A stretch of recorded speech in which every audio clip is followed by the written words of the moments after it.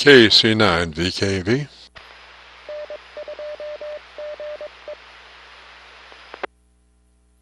Go ahead, Jim. Well, good evening, good evening. Back as promised. Had to go get a cup of coffee, Roger. Roger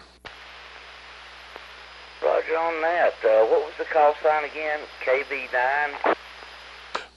Kilo Charlie 9, Victor Kilo Victor, KC9VKV, and we are 3 miles west of downtown Louisville, Roger. Well, we do have conditions this evening. That's good. We'll say hello to Larry. He's in Knoxville, and we've got Mike in here from Lexington, North Carolina, too. So I'll get back to the side and I'll let you holler at those two. W4CLH, Larry in Knoxville, and KE4AHC, Mike in Lexington. Roger. Knoxville, you got a copy? I sure do. Larry, W4CLH in Knoxville, Tennessee. Good to hear you over there. Roger. Must have a repeater IDing somewhere. Just got just a tad noisy, although my lights came up. I was running about 3 lights and they popped up to 4 with some noise, so it must have been another repeater coming up somewhere.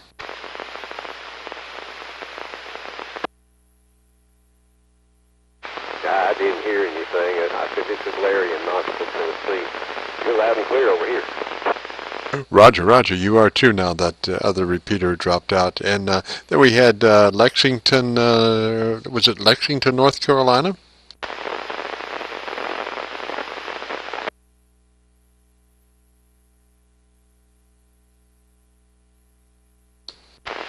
KC9VKV. I thought somebody said that we had a Lexington station in there.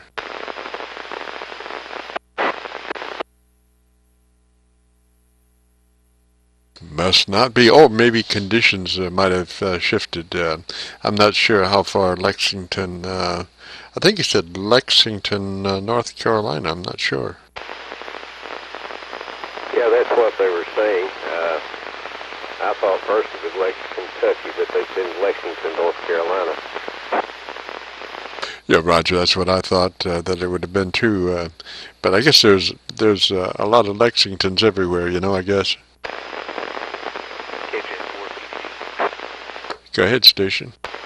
Yeah, that was station from Lexington, North Carolina earlier. He wasn't in here very strong, and his last transmission pretty much white noise wiped him out.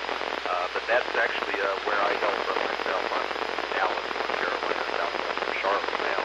But was born and raised up there, Randolph County, just the other side of the county line. Davidson. So Lexington, North Carolina, you probably know it as the barbecue capital. North Carolina, one of the barbecue capitals, of course, you've got there in Lexington and all your other great barbecues. North Carolina barbecue, that's Lexington right there.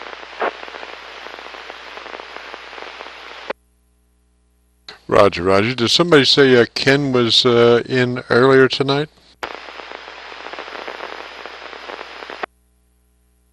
Larry checked in on the 6600 net. I'm surprised he's not on here now.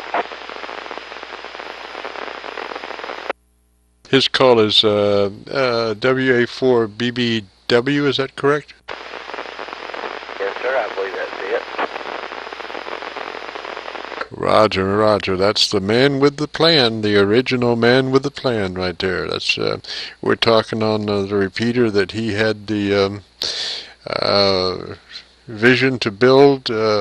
Gosh, I wonder how many years ago. Yes, sir. Yes, 1982, WA4BVW. Well, how do you do there? 1982, was it? Say, Jen. Did you say 1982 was when you built this repeater? Yes, sir. June 10th, 1982. Well, I always say you did a magnificent job, and you had a great inspiration for putting the antenna in the absolute perfect place, 6,600 feet in the air. Yeah, I've had a lot of good reports on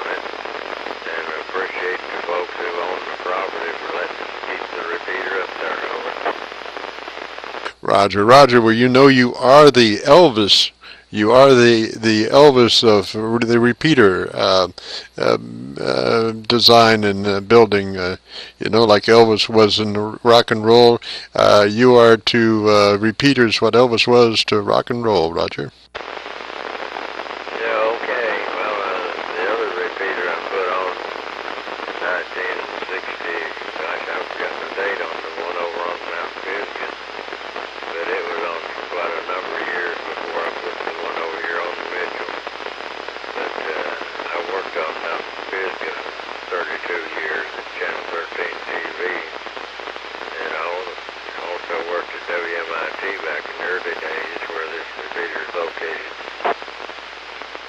Roger, you were engineering for the TV station? Yes, I was a TV engineer, radio engineer, the whole ball of wax, tower climber and all. That's an unheard of combination today. You know, today there's a very specialized situation for engineers. You know, one guy just pours the coffee and the other guy drinks it. You know. Yeah, well, about 2005, I came down the macular degeneration and I gave up the repeater ownership because I couldn't get up there to work on it. So, and of course, with my macular degeneration, I couldn't do service work either. So I had to give it up on account of my eyesight over. Roger. Well, is Randy into GE? I think it is. Is he still keeping everything together? Yes, he's been keeping it going for me ever since 2005. Roger. Just out of curiosity, what is the tower height on Mount Mitchell? I know it's 6,600 feet out to the knob there, but what is the tower height on the knob? It's not on the top of the tower, it's way down low on the tower. So I don't have access to the top of the tower. So it's the ground level at the repeater side is 6587. Roger. Well, I guess when you're 6,600 feet in the air, you don't need a bunch of tower, Roger. Yeah, that's true, because that proves it with the access with what I've been using for all these years.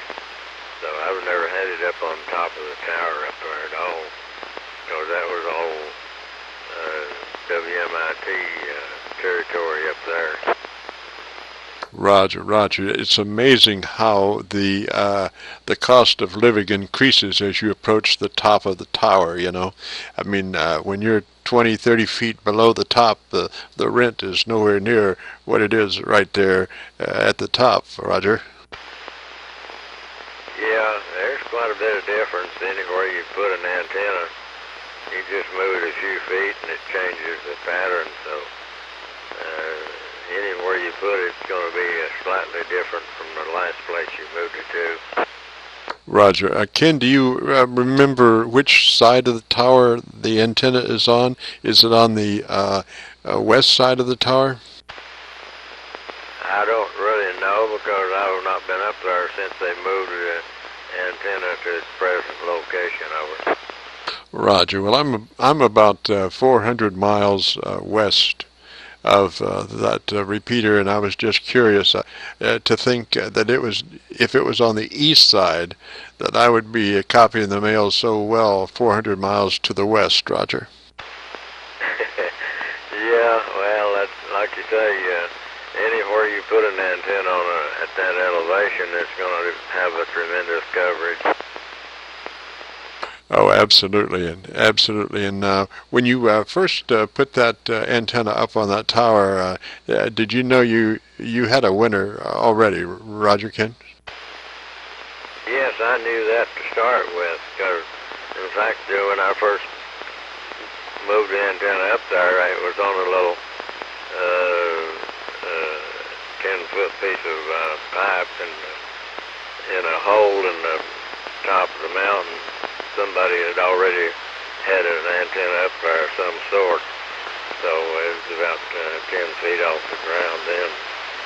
So it's been moved around considerably since then, and I'm not sure where it's located now because I've not been up there since they rearranged all the antennas up there. Roger. Well, amazingly, I think they've got it in the absolute perfect position. What is the temperature? Just out of curiosity, what is the temperature in that area of the tower?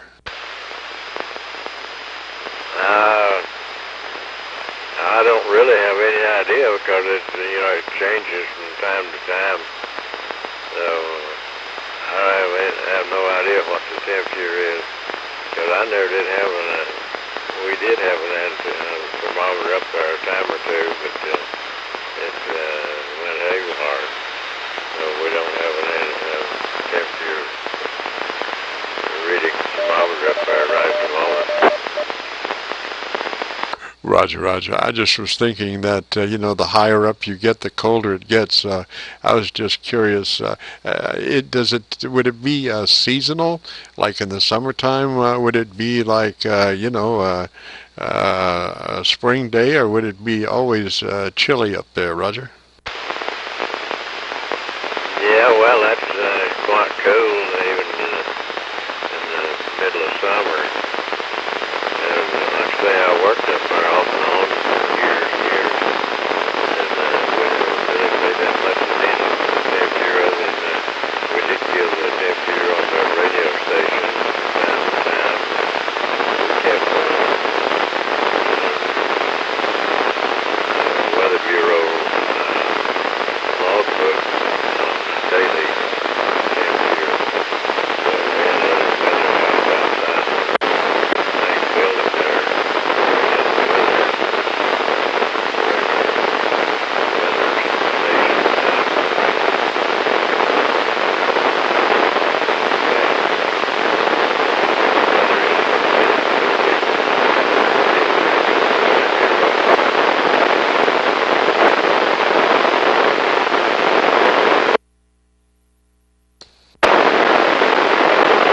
Well, Ken, I am fading out there. The conditions are shifting around.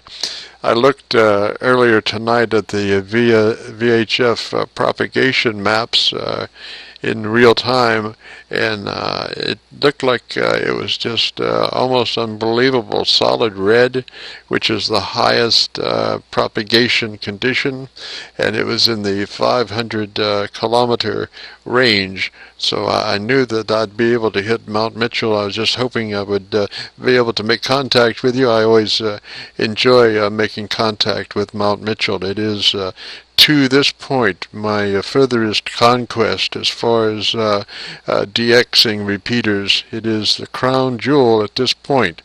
Over 400 miles, which is not bad for VHF. So let me say threes as I'm fading out here, and you have yourself a real good day, and thanks for talking with me, Ken. KC9VKV. Yeah, I could hear you in there really good, but you were talking to Ken and some of the other guys, and I didn't want to interrupt. Well, Roger, I appreciate that. Yeah, I got a pretty nice little Qso with Ken. Always like to get him down on tape. You know, he's a treasure. Oh yeah, he's the true daddy rabbit of the whole business. Also, he did. Well, he got it all started on the Mount Mitchell thing. Roger. So what you been up to, man? Same old, hanging out, trying to survive. A little bit of help to us, but I don't want to do that on air, or don't want to do that to you either. So. Well, shoot, man. Yeah, always interested in what my friends are doing. You know, might perk some interest in me doing some of it, and depending, of course, on what it is. No, not for public consumption, and certainly not interesting. little bit of bad luck. No big deal. Just a few doctors in my future, and maybe things will be better after that. Roger, Roger. Well, you know, you got an ebb and flow. Life is an ebb and flow, and you got the good and the bad and the ugly. And you gotta, first off, you gotta be able to differentiate between the three. So, you know, to know what the heck's going on and try to accentuate the positive and eliminate the negative. You made me think of Clint Eastwood there. Yeah, good movie. Oh, Roger, make my day. I've always wanted to work that into a conversation, but never have had the opportunity. Totally different series there, Magnum Force, but yeah, same man, Clint Eastwood. Go ahead, make my day. Roger, I'm more in the Gran Torino mode, if you know what I mean.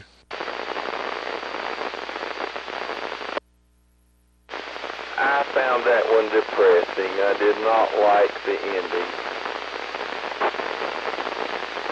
Roger, I'm down to one light. I don't know whether we're going to come back up or go on out. I have to see what Mother Nature has in store. You just never know when you get marginal, you know. Let's see, still down to about one light, so we shall see where it goes, Randy. Well, back to the same old story. Your audio is carrying you. You're breaking out a tiny bit. I hope my audio is good on your end. I can't control the output on the repeater, obviously, but maybe I can help the audio. Roger, I think you've got it set just about perfect. I think your audio is just about perfect. I wouldn't change a thing. I was down to half a light. The next step from half a light is gone, and I was still copying your audio at half a light.